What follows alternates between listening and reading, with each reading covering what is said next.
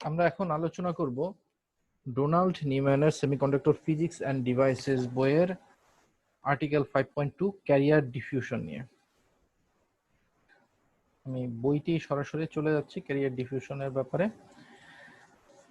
Career diffusion জিনিসটা হলো, যদি কোনো একটা সেমিকন্ডাক্টরের কোনো একটা সেমিকন্ডাক্টরের কোনো একটা পার্টিকুলার জায়গায় হঠাৎ করে কোনো এক ধরনের চার্জের পরিমাণ অনেক বেশি হয়ে যায়, তাহলে সেই চার্জগুলো চেষ্টা করে সব জায়গায় সমানভাবে ছড়িয়ে যেতে। এই ঘটনাটাকেই বলা হয় ক্যারিয়ার ডিফিউশন। ডিফিউশনের সহজ বাংলা হলো ব্যাপন। আমরা ব্যাপনের এক্সাম্পল থেকে জানি ব্যাপন মানে কি, কোথাও যদি আমরা কোনো কিছু রাখি সেই জিনিসটা সব জায়গায় সমানভাবে ছড়ানোর চেষ্টা করবে। এটাই হলো ব্যাপন, যেটা সেমিকন্ডাক্টরের ভেতরে হয়, এবং সেমিকন্ডাক্টরের ভেতরে যখন হয় এটাকে আমরা বলি ডিফিউশন বা ক্যারিয়ার ডিফিউশন। তো বোঝাই যাচ্ছে ডিফিউশনের ক্ষেত্রে কি হবে, কোথাও যদি হঠাৎ করে ইলেকট্রনের পরিমাণ বেড়ে যায় তাহলে সেই ইলেকট্রনগুলো চেষ্টা করবে সম্পূর্ণ সেমিকন্ডাক্টরে ইকুয়ালি ডিস্ট্রিবিউটেড হতে। এর রেজাল্টে কি হবে, ইলেকট্রনগুলো এক জায়গা থেকে আরেক জায়গায় মুভ করবে, এবং মুভমেন্ট থাকলেই সেখানে একটা কারেন্ট তৈরি হবে। সো বুঝাই যাচ্ছে যে ক্যারিয়ার ডিফিউশন কারেন্ট তৈরি হওয়ার একটা বড় কারণ। সো এই কারেন্টটাকে বলা হয় ডিফিউশন কারেন্ট। ডিফিউশনের কারণে যে কারেন্টটা তৈরি হচ্ছে, আমাদের বইতেই ক্যারিয়ার ডিফিউশনের কারেন্টের ব্যাপারে আরো অনেক ডিটেইল আলোচনা আছে। এখানে ক্যারিয়ার ডিফিউশন কারেন্ট ডেনসিটি কিভাবে বের করা হয় সেটা স্টেপ বাই স্টেপ দেখানো আছে। আমরা যদি দেখি, এখানে দেখব যে প্রথমে যেটা আছে সেটা হলো ইলেকট্রনের জন্য ডিফিউশন কারেন্টের ভ্যালু কি হয় সেটা, আর পরে নিচে যেটা আছে সেটা হলো হোলের জন্য ডিফিউশন কারেন্টের ভ্যালু হয় সেই ভ্যালুটা। তো আমরা যদি এখানে একটু দেখি যে ইলেকট্রনের জন্য ডিফিউশন কারেন্টের ভ্যালু হচ্ছে J N X diffusion E dn dn by dx. এখানে এই প্যারামিটার দিয়ে কি বোঝানো হচ্ছে, এটা হলো ডিফিউশন কারেন্ট ডেনসিটি। কারেন্ট ডেনসিটির জন্য যে এন এক্স, এন এক্স দিয়ে বোঝানো হচ্ছে ইলেকট্রনগুলো এক্স এক্সিস বরাবর ফ্লো করছে। আমরা যদি এক্স এক্সিস বলি কারণ এখানে ইলেকট্রন বা হোল কোন ডিরেকশনে ফ্লো করছে সেটা একটা ইম্পর্টেন্ট বিষয়, যেহেতু বাইরে থেকে আমরা কোনো ইলেকট্রিক ফিল্ড বা কোনো কিছু অ্যাপ্লাই করছি না, কোনো ফোর্স। সো ইলেকট্রনগুলো নিজেরাই কোন কোন দিকে ফ্লো করবে, কোন এক্সিস বরাবর, সেটা একটা ইম্পর্টেন্ট ইস্যু এখানে। এই কারণেই ইলেকট্রনগুলো এক্স এক্সিস বরাবর মুভ করছে দেখে যে এন এক্স লেখা আছে, তারপর ডিফিউশন কারেন্টের জন্য ডিআইএফ। ই বলতে এখানে যে শুরুর ইটা আছে, এই ইটা হলো ইলেকট্রনের চার্জ। তারপর যে ডিএন আছে, ক্যাপিটাল ডিএন, এই ডিএন কে বলা হয় ডিফিউশন কোএফিসিয়েন্ট। যেহেতু এন, তার মানে কি ইলেকট্রন ডিফিউশন কোএফিসিয়েন্ট। যদি ডিপি হতো, যে নিচের ইকুয়েশনে যেটা আছে সেটা হলো হোল ডিফিউশন কোএফিসিয়েন্ট, এটার unit centimetre square per second. আর ডিএন বাই ডিএক্স বলতে বোঝানো হচ্ছে এক্স এক্সিস বরাবর ইলেকট্রন যে মুভ করছে সেই মুভ করার যে গ্রাডিয়েন্টটা, চেঞ্জ কতটুকু হচ্ছে সেটা। অর্থাৎ এন যদি আমরা এই বরাবর ধরি ইলেকট্রনের কনসেন্ট্রেশন, যে এটা ওয়াই এক্সিস বরাবর ধরলাম এন আর এক্স এক্সিস বরাবর ধরলাম এক্স ডিরেকশন, তাহলে যেটা দেখা যাবে একদম জিরো পজিশনে যেখানে ইলেকট্রনের চার্জ হঠাৎ করে বেড়ে গেল, সেখানে ইলেকট্রনের চার্জ শুরুতে অনেক বেশি, যত সময় যাবে বা যত দূরে যাবে আস্তে আস্তে কমতে থাকবে। এই যে চেঞ্জটা, এই চেঞ্জটাই হলো ডিএন। এইখানে এইটুকু সময় বা এইটুকু জায়গার ভেতরে যে চেঞ্জ, এটা হলো ডিএক্স। এই লেন্থটাকে বলা হচ্ছে ডিএক্স আর এই লেন্থটাকে বলা হচ্ছে dn. So dn by dx বলতে এই গ্রেডিয়েন্টটাকে বোঝানো হচ্ছে, যে এক্স এর সাপেক্ষে ইলেকট্রনের কনসেন্ট্রেশন কতটুকু চেঞ্জ হচ্ছে, সেটাই হলো ডিএন বাই ডিএক্স। তাহলে আমরা পাচ্ছি কি, যে N X diffusion equal to E dn into dn by dx বা ডিডিএক্স অফ এন, যদি আমরা ক্যালকুলাসের টার্মে বলি ডিডিএক্স অফ এন।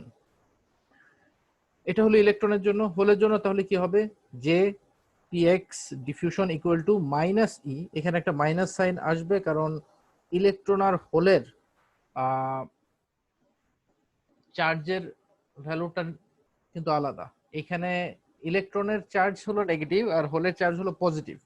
তো এখানে যেটা হয়, এখানেও আমি একটু বলে রাখি, এই ডিএন বাই ডিএক্স এর ভ্যালুটা যদি আমরা বের করার চেষ্টা করি, সব সময় দেখা যায় ডিএন বাই ডিএক্স বা ডিপি বাই ডিএক্স এই ভ্যালুটা নেগেটিভ আসে, কারণ এক্স বাড়লে এন কমে বা এক্স বাড়লে পি কমে, এই কারণে এই ভ্যালুটা অলওয়েজ নেগেটিভ হবে। এটা হলো নেগেটিভ একটা ভ্যালু। এই নেগেটিভ হবার কারণে এখানে এমনিতেই একটা নেগেটিভ থাকে, তার সাথে ইলেকট্রনের নেগেটিভ চার্জ, এই দুটোকে গুণ করে দিয়ে এখানে পজিটিভ হয়ে যাচ্ছে। আর ডিপি বাই ডিএক্স এর ক্ষেত্রে যেটা হয়, ডিপি বাই ডিএক্স এর ভ্যালুটাও নেগেটিভ, এটাও নেগেটিভ থাকবে, এটার ভ্যালুটা নেগেটিভই আছে, কিন্তু হোলের চার্জ যেহেতু পজিটিভ, এই নেগেটিভের সাথে পজিটিভ গুণ হয়ে আলটিমেটলি এখানে নেগেটিভটা থেকে যাচ্ছে। তাহলে এটা হলো ইলেকট্রনের জন্য ডিফিউশন কারেন্ট ডেনসিটি, এটা হলো হোলের জন্য ডিফিউশন কারেন্ট ডেনসিটি। তাহলে আমাদের এই দুটো ভ্যালু যদি আমরা বের করতে পারি, তাহলে দুইটাকে যদি যোগ করে দিই সিম্পল ভাবে, দুইটাকে যোগ করে দিলেই টোটাল কারেন্ট ডেনসিটিটা আমরা পেয়ে যাব। এখানে দুটোকে যোগ করে আলাদাভাবে আর দেখানো হয়নি, বাট এটা একটু সবাই মাথায় রাখতে পারো। আমরা যদি ডিফিউশন কারেন্ট ডেনসিটি ইলেকট্রন আর হোল দুটোর জন্য আলাদাভাবে বের করে যোগ করি, তাহলে টোটাল ডিফিউশন কারেন্টের ভ্যালুটা চলে আসে।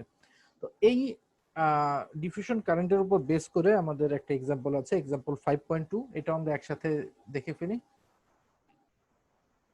5.2 তে কোশ্চেনে যেটা বলেছে, to calculate the diffusion current density given a density gradient, একটা ডেনসিটি গ্রেডিয়েন্ট আছে, সেটার জন্য ডিফিউশন কারেন্ট বের করতে হবে। assume that in an n type gallium arsenide semiconductor at t equal to 300 Kelvin, the electron concentration varies linearly from 1 into 10 to the power 18 to 7 into 10 to the power 17 per centimeter cube over a distance of 0.1 centimeter.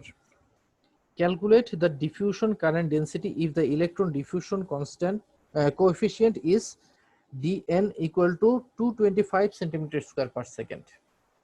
আচ্ছা, এখানে কি বলছে, dn এর ভ্যালুটা দেয়া আছে, এখানে কিন্তু calculate the diffusion current density, এবং এটা এন টাইপের ইলেকট্রনের জন্য, তার মানে জে এন ডিফিউশন বের করতে হবে। জে এন ডিফিউশনের ইকুয়েশনটা আমরা কি জানি, জে এন ডিফিউশনের ইকুয়েশন হলো এটা,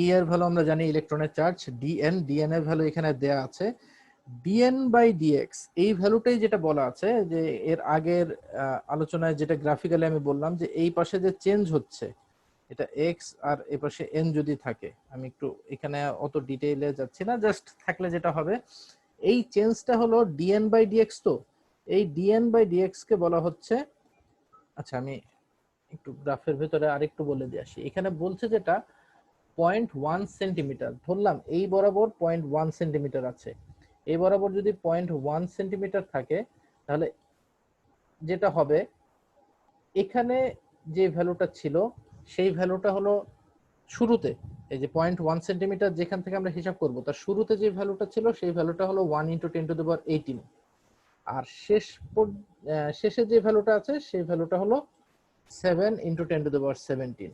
তার মানে আসলে ডিএন এর ভ্যালু হবে 1 × 10⁻18 মাইনাস 7 × 10⁻17 ডিভাইডেড বাই 0.1। এই যে নিচে এই যে ডিএন বাই ডিএক্স এর যে ভ্যালুটা, এই ডিএন বাই ডিএক্স এর ভ্যালুটাই এখানে কিন্তু টোটালি দেয়া আছে, আমরা দেখতে পাচ্ছি যে 1 × 10⁻18 মাইনাস 7 × 10⁻17 ডিভাইডেড বাই 0.1। কেন আসছে এই পাশে দেখালাম, যে এই ভ্যালুটা ধরে রাখলাম, এটা হলো আমাদের শুরুর ভ্যালু এটা, আর এটা হলো শেষের ভ্যালুটা, এই শেষের ভ্যালুটা হলো এটা, এবং এটা কতটুকুর ভিতর হচ্ছে, কতটুকু লেন্থের ভিতরে, 0.1 সেন্টিমিটার। ঠিক আছে, তাহলে জাস্ট সিম্পল, যে ডিএন এর ভ্যালু আমরা জানি, ই এর ভ্যালু আমরা জানি, তাহলে এই ভ্যালুগুলো যদি এখানে বসাই, ই ডিএন, এটা হলো ই এর ভ্যালু, একটা ইলেকট্রনের চার্জ, এটা হলো ডিএন এর ভ্যালু, আর এটা হলো ডিএন বাই ডিএক্স এর ভ্যালু, এই ভ্যালুগুলো বসালেই আলটিমেটলি আমাদের কারেন্ট ডেনসিটি ভ্যালুটা চলে আসছে 108 অ্যাম্পিয়ার পার সেন্টিমিটার স্কোয়ার। তাহলে এই ভ্যালুটা আমাদের এখানে চলে আসলো, এটাকেই আমরা বলছি diffusion current density. Thank you.